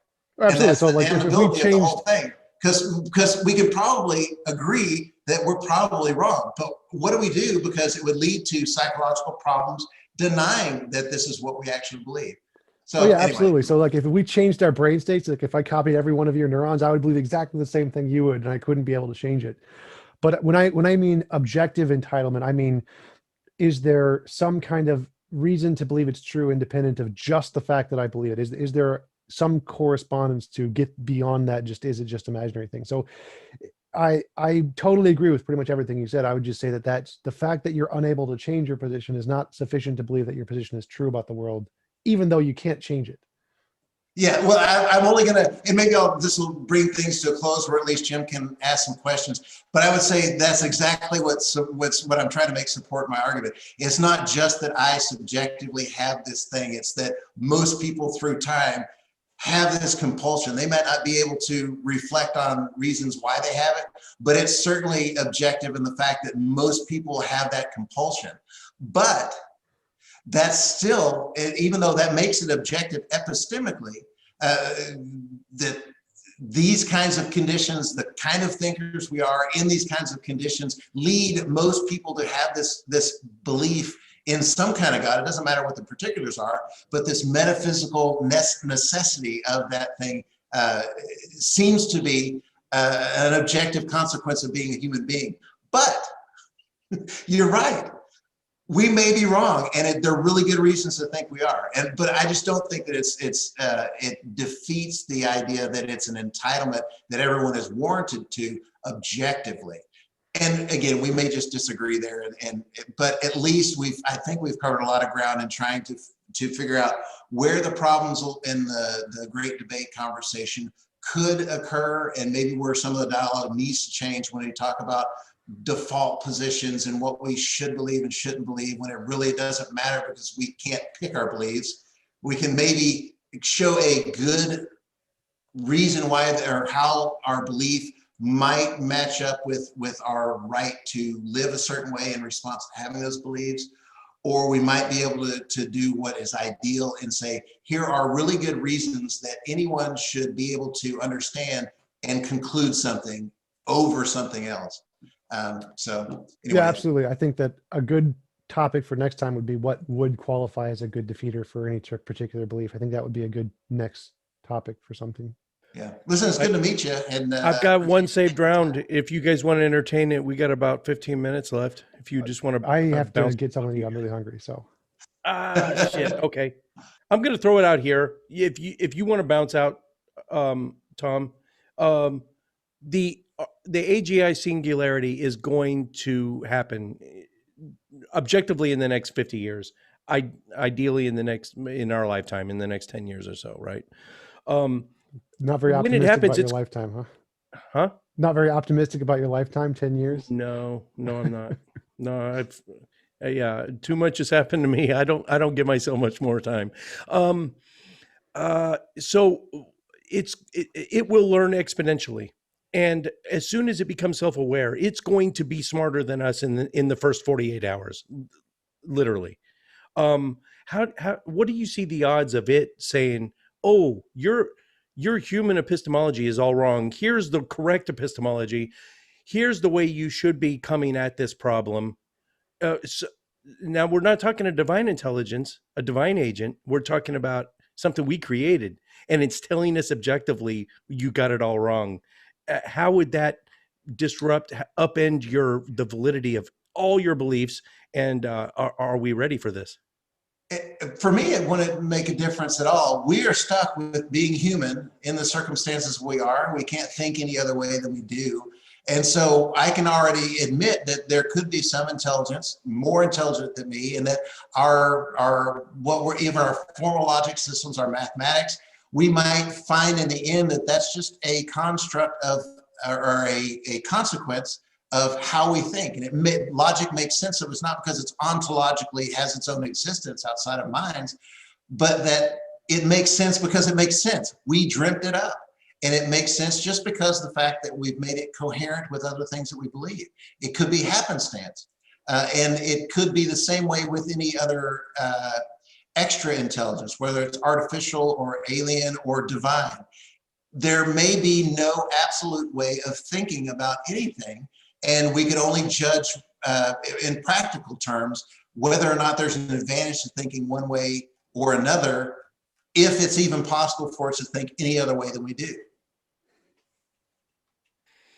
I would say that if there's an AGI that comes about and it's able to make novel testable predictions at a significantly higher rate than humanity, I'm going to go with whatever it says. I'm like, it's right, we're wrong, do what it says.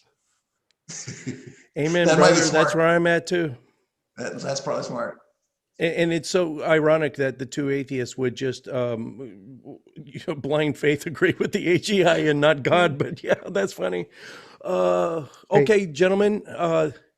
Any other saved rounds before we conclude? I'm good. There was a great conversation. It was really nice meeting you. It was a pleasant conversation. So Yeah, I appreciate it. It's always a fun conversation. I like it.